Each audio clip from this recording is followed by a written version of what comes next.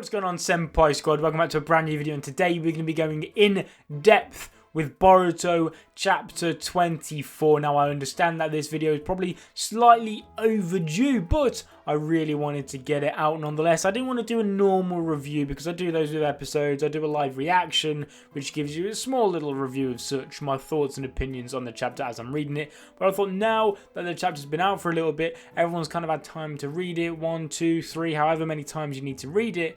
I thought now is as good a time as any to actually go through it with the chapter in front of me and go through in depth all the details that we may have missed our first or second time around. So then, straight away, what I want to mention is the front cover. Obviously, it's a fantastic piece of artwork on the front cover. However, there is a couple things which I want to point out. Well, one main thing I want to point out. I want you guys to look really quickly at this crest that Kawaki has on his back right here, because it seems like it's the crest of the clan that he belongs to. You know, I did a video on this, so if you've seen that video, you know where I'm going to be going with this. So I'm not going to go into too much detail with it. If you didn't see the video about the topic I'm about to bring up, then it will be at the end of the video if you want to go watch it. Regardless, like I said, I won't go in as much detail as I could right now, but that clan crest, just keep it in mind, because when we go on to literally, I think it's the very first panel, you'll see why it's important. So then, straight away, the very first page, you can see Jigen and Delta eating at a table, and we'll get into the whole eating and dining thing in a second, because that in itself has quite a lot of mysteries about it. However, what I want to talk about is if you look down here, Jigen has the same clan crest as Kawaki. Yeah, I know, it's pretty crazy. It's quite subtle, but it is obvious that it's there, and it's there on purpose. You know, it's clear that they purposely took Jigen's robe off him for this scene, so that we could subtly be hinted at the fact that Kawaki and Jigen quite possibly could be from the same clan. But for this page, that's basically all there is. However, it is a huge detail. Right then, next up, we get two more absolutely huge pieces of subtle information. So one of the main reasons why I think we got this dining scene, I'll get into the other theory in a second, but it is clearly used as a way for them to focus on two, well, including the one I just mentioned about the clan crest, three huge things. So then, as we see, as Delta and Jigen are eating, we get a close-up shot of Delta's eye, so it's definitely, you know, hinting at the fact that she has this new dojutsu, which you've never seen before. Obviously, we've seen it in previous chapters, but now we kind of get a full-on close-up of it, almost like, yeah, this is a new dojutsu, here it is. And then the other one, we get to see Jigen eating, but we see that this dude also has his own Otsutsuki seal. Now, it's not the Karma seal, it's not the same as Boruto and Kawaki's, even though it looks like it, but I imagine that's just the standard design for the base form of the Otsutsuki seal. I'll get into why it's not the Karma seal a little bit later on, but we can more or less confirm that that's not the Karma seal. However, how he got the Karma seal is a little bit of an interesting one, because obviously Boruto's got it on, I think, his left hand, Kawaki on his right hand. We imagine Boruto's got it on his left because that's the hand he used to finish off Momoshiki, and then same goes for Kawaki. It might be the way around, I'm not too sure, but they both got it on the palms of their hands because that's how we imagine they killed them. Now, Jigen has a curse mark on his chin. Now, did he chin the enemy to death? Did he eat him? Maybe he ate him. That would be pretty dark. That would be quite gruesome, I'm not going to lie. But my theory now, well, not necessarily theory, but another idea, it could be the fact that maybe he killed him with some sort of projectile-based jutsu that came from his mouth. Something similar to a fireball jutsu, something like that. Something that came out of his mouth. Because obviously, Boruto's got his on the palm of his hand, but he didn't finish Momoshiki off with the palm of his hand. It's not like he gentle fisted him to death. He used the Rasengan. Now, did the palm of Boruto's hand actually make any contact with Momoshiki? No, it was the Rasengan, but the Rasengan came from the palm of his hand. So, I know it's the chin, so it's a little bit of a long shot kind of, but it's around the mouth region. maybe he just used some sort of like fire style jutsu to burn the Otsutsuki god, whoever he killed, to then get the seal around his mouth and on his chin. That's just another idea to be thrown out there. However, I'm not too sure. I'm sure we'll learn about it in the future at some point. Now then, I want to go into the other whole idea as to why they've given us a dining table eating scene, and it's the fact that people are starting to think that these can't actually eat, because Delta's saying stuff like, oh, it went down my throat quite well. Maybe it's a bit, people are saying that's a bit sarcastic. She has no plate in front of her, no food in front of her, yet she's saying if I eat anything else after that, even though it looks like she's not actually eaten anything, it doesn't look like any of her wine has gone, she's not had anything. People are starting to think, is she actually human? Is she some sort of robot? Personally, I don't think they are. I mean, I don't know what to make it, because obviously this dining room scene is going to have a lot of very small but important bits revealed. I mean, I've already gone over some of them, but like I said, some people it's quite popular right now that this whole eating scene could be leading to the fact and teasing the fact that these aren't humans, and I'm not a fan of it, but maybe they're robots. I'm not too sure. I want you guys to let me know what you think of that in the comment section. However, what I do want to point out about this is here we see Jigen finishing off his wine, and we see right here 100% there is no wine in his glass whatsoever. They're also talking about Kashinkoji, and Jigen clearly has high regards for Kashinkoji. He clearly places him quite high. He thinks he's a good teammate. He's saying above all else he's loyal to the mission, all of this. And then once we see this, we see Delta, we'll see in a second, absolutely lash out. And then this is why I want you to keep an eye on his empty wine glass and everything else about the dining table. So then, like I said, we see Delta kick the living daylights out of this table. Everything smashes, including the table. The table completely gets obliterated. And then, in the next page, as you'll see, Jigen then tells Delta to calm down. He clenches his fist. He holds out his fist, opens it, and then, look it. He has created a brand new table, a new full glass of wine, despite his previous one actually being empty. A plate of food has reappeared. There's cutlery. There's a new wine bottle. He has created something out of nothing. Now, that is absolutely nuts. I don't think we've seen anything like this at all in the Naruto-verse. It is absolutely mind-blowing. I don't know what to make of it. There's a few theories about it, of how, you know, he can just create random stuff. I mean, another one I thought of, I mean, I don't know if it'll be true, I don't know how it would work, but maybe he can rewind time a certain amount of time. Maybe he can reverse it backwards like 10 seconds, something like that. I'm not too sure. I don't want to make any rash assumptions as to what this is, because quite frankly it could be anything. It's just, when I first saw this, it blew my mind. I didn't know what, I thought I was seeing things. You'll see in the next panel that the old table is here stuff, so maybe you can't necessarily reverse back time. Maybe you can only reverse. It's really hard to explain, because quite frankly it's nuts. It shouldn't be possible, but obviously it apparently is. So then we get some more talk with Jigen and Delta about the vessel, who we are going to later find out that it is Kawaki, and Jigen going on about how there's nothing the vessel can do to escape me. He will come back, not to worry. And I think this is then when we also get to see Delta decide that she's actually going to be the one to go and have a look what's going on. But and Jigen saying, and here we go, we get another close-up with Jigen, and he's got blacked out eyes. And we also see his curse seal on there, and then he's got some sort of like neck brace thing going on. I also think he's got it under his wrists. A nice close-up shot of Jigen.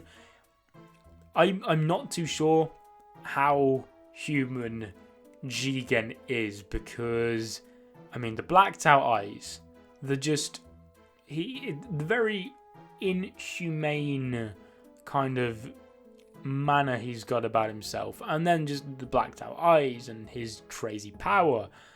I mean, it's a little bit, I'm not too sure, but anyway, we then get back to seeing Kawaki exhausted and knocked out back to where the last chapter actually ended. We then get to see that Konohamaru says how none of his injuries, he's not got any broken bones or anything like that. It's just all aberrations. I'm not too sure what that is.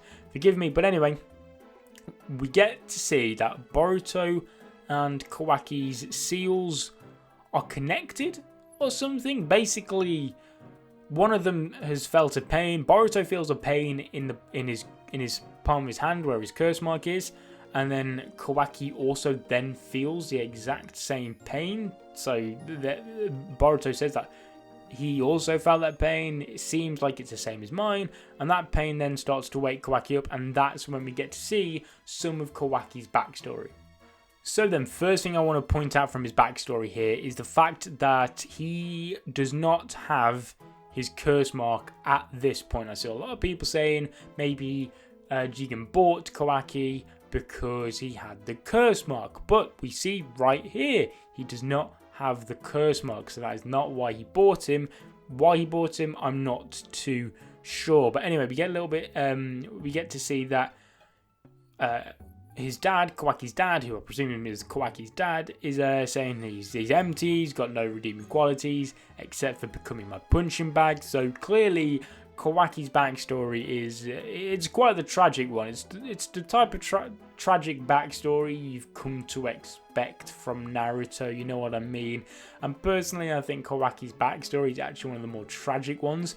I'd argue it's even more tragic than Sasuke's, yeah, I'd go there. But anyway, Jigen, because this figure here, we then find out shortly, is actually Jigen, and he's saying how this is something I want to touch on really quickly. Actually, this very careful choice of wording, I think it's done on purpose in my opinion. Anyway, so Kawaki's dad says, "To think you'd give me such a large sum of money for this brat. Are you God or something?"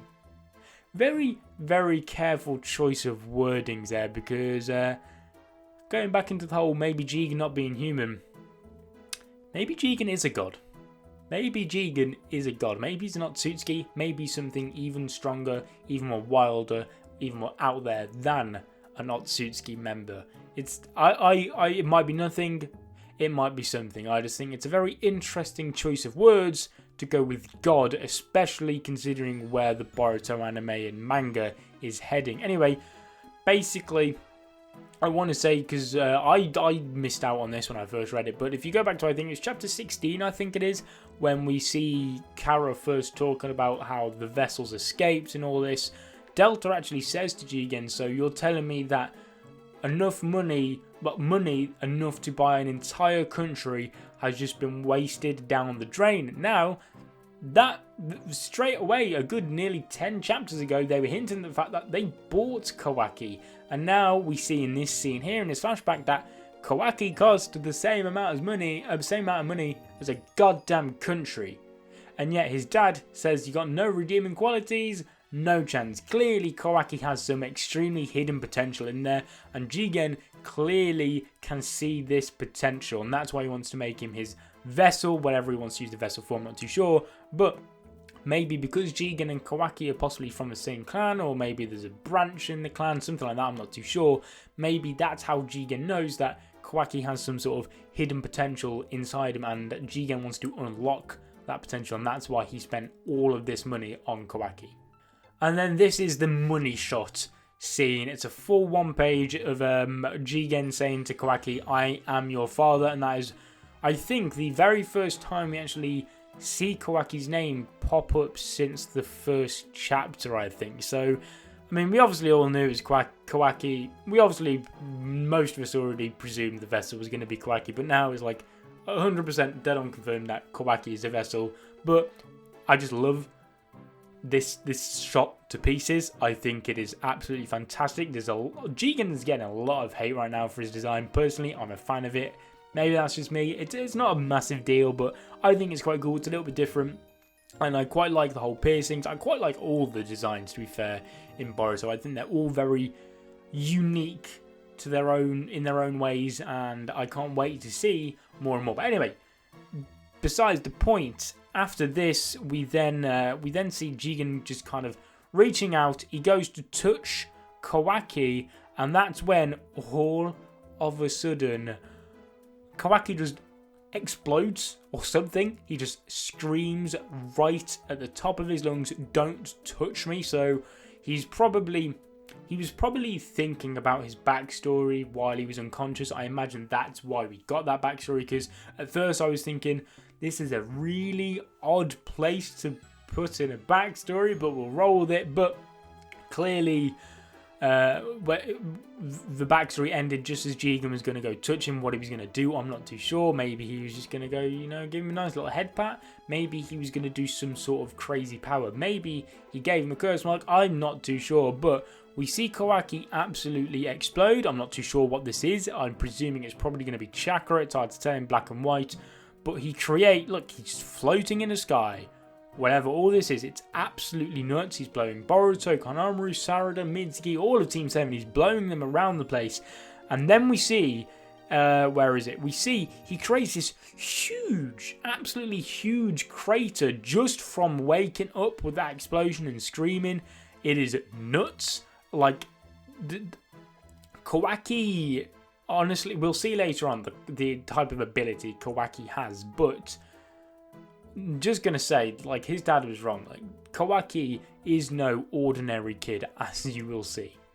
We then get another close-up to see his Kara number. I can't remember what number that is. I think that's the number 9. I'm not too sure. Presuming Kawaki, if the numbers go in order of when you joined, which I imagine they probably did. Well, I'm not too sure, but anyway, regardless. At this moment, we know there's at least 9 members, and I'm probably going to go with 9 because I imagine Kawaki's probably the latest actual member. This is again when we get to see Kawaki's clan symbol that he shares with Jigen, and then he also asks, are you pursuers from Kara? Because as you're going to see, Kawaki is dead set on escaping Kara. Like, he wants nothing to do with him. In fact, going back to the first page, like the cover of the chapter, it says, a lone boy, Kawaki, and this is the Kawaki arc. So we're going to learn a ton of stuff about Kawaki in this arc. I hope it's not a rushed arc at all, but we've come to the realization that Kawaki, he's kind of alone in this world. He's scared of everyone. Everyone to him is his enemy. And Kara, who, although we see Jigen being all nicey nice with Kawaki and trying to be a father to Kawaki, clearly that's not become the case, because Kawaki is trying to get as far away from Kara as he possibly can. We also then get to see Delta meet up with Kashin Koji. He's just kind of watching over everything that happens, and I think, guys, if you needed another reason to know why Kashin Koji isn't Jiraiya, do you really think Jiraiya wouldn't react when Delta appeared? Like, we all know Jiraiya, we all know Pervy Sage. His eyes would have come straight out of his pockets, sockets, and nosebleeds everywhere. Can we just stop the Kashin Kai's Jiraiya theories now? Yeah, that's great, thank you. And I love this little bit where Delta's saying, you've always got the same expression whenever I see you, Koji. And then Kashin Koji saying, nice to see you too, Delta, though you weren't invited. I already like the little interactions they've got going on. I mean, do I ship them? Who knows what? Kashin Delta? I ship it. Confirmed now.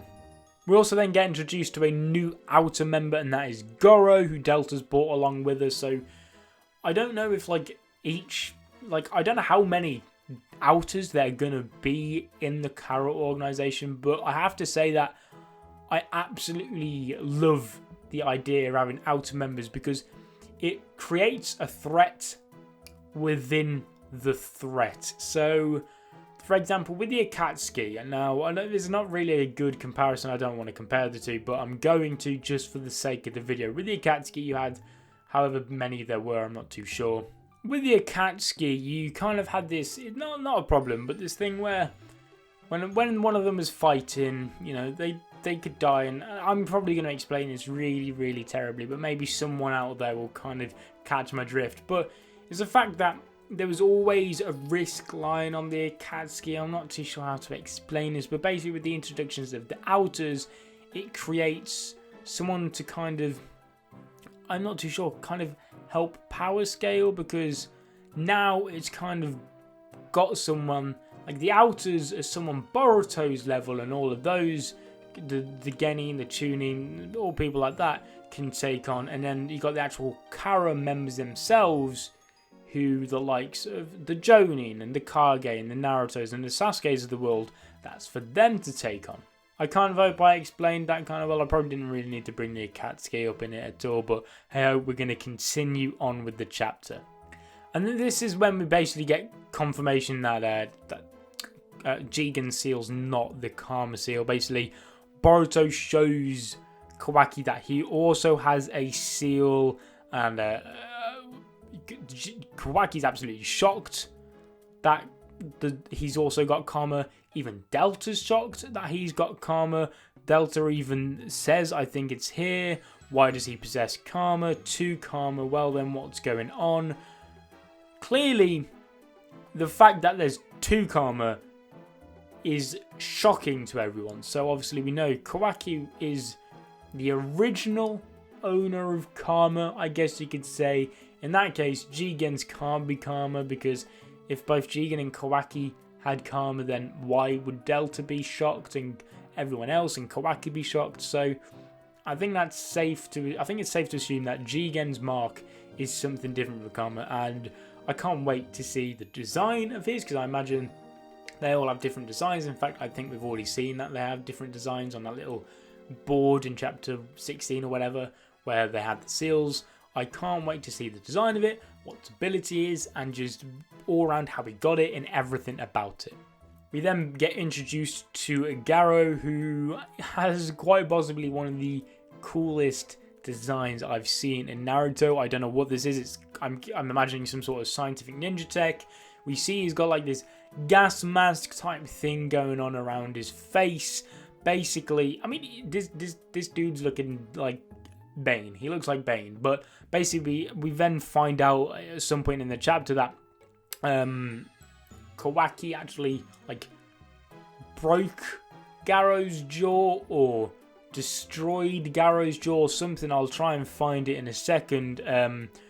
Basically we get to see that still, of course, I still have a grudge about my jaw. Don't worry, I haven't forgot about it. I won't kill you, because obviously Garo's trying to take Kawaki back to Kara because he's the vessel, and he keeps referring to him as the vessel. He doesn't refer to him as Kawaki. In fact, the only person we've actually seen referring to Kawaki as Kawaki is Jigen when he first met him. Ever since then, they've just referred to him as the vessel. So clearly they're treating Kawaki not as a human, not as a son, clearly as an object. He's just to them, he's just the vessel, nothing other than that. And we can see that Kawaki clearly resents that, especially Garo, for the fact that, I mean, like, he took Garo's jaw off or whatever, and that's why he's got this crazy piece going on. However, basically we end the chapter with Garo and Kawaki engaging in a fight. We see Garo fire some sort of like blasts at them out of his arm cannon thing. I'm not too sure what it is, but basically we see here Garo hasn't even noticed that Kawaki has completely moved from the bottom where he was up to the top of the cliff. He's not even noticed. Even Mitsuki, who is one of the fastest ninja we've probably ever seen, is saying Kawaki is fast. That's when you know this guy is fast. Anyway, whatever this is from the Kawaki, it's cool as hell, okay? I personally think it's probably some sort of Kekkei Genkai. I see a lot of rumours and theories that maybe he's linked with Jugo's clan. I'm not too sure. I don't know too much about Jugo's clan. Obviously, that's what the curse mark was based off when Orochimaru first saw it.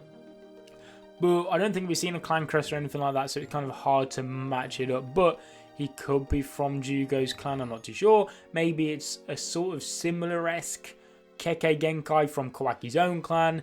Maybe this is some sort of experiment. Maybe Orochimaru has something to do with Kara, because honestly, that wouldn't surprise me at all. He seems to have some sort of hand in everything these days when it comes to evil organizations. But I also saw people saying this is Kawaki's curse mark, Tsutsuki seal power. I don't know how to tell you this, but it isn't. There's no markings going off everywhere. It's not even the right hand for a start. So that theory, I can't get on board with that at all because it just doesn't make much sense to me. But we get this awesome shot. I mean, can you see what I mean now by Kawaki? He's no ordinary kid. This kid has something special. Whatever Jigen's done, he's helped Kawaki unlock it. And basically that is the end of the chapter with them fighting. And honestly, this chapter it's answered a good number of questions, and subsequently it's given us so many more, and I like it. It's a great start to this arc. Now, I'm hoping this Kawaki arc goes on for the remainder of the year. Obviously, with the manga being monthly, they kind of have to rush it a little bit. It's a little bit sad, but I still love it to pieces. Now, I just hope this Kawaki, because this arc is going to be a make or break for the Boruto series, because everybody's been waiting for Kawaki to appear for like nearly, 2 years now, I think. So he's finally here, and I trust that Kodachi and Ikimoto are going to bring us nothing but the best of the Boruto greatness for this next year for the Kawaki arc. But guys, I want you to let me know in the comment section down below if there's anything I missed, if you learned anything new, and if you like the kind of in-depth review analysis videos of the chapter as opposed to just a normal review. Subscribe if you're not already to become a member of Senpai Squad. I'll see you guys in another video, but until then, peace.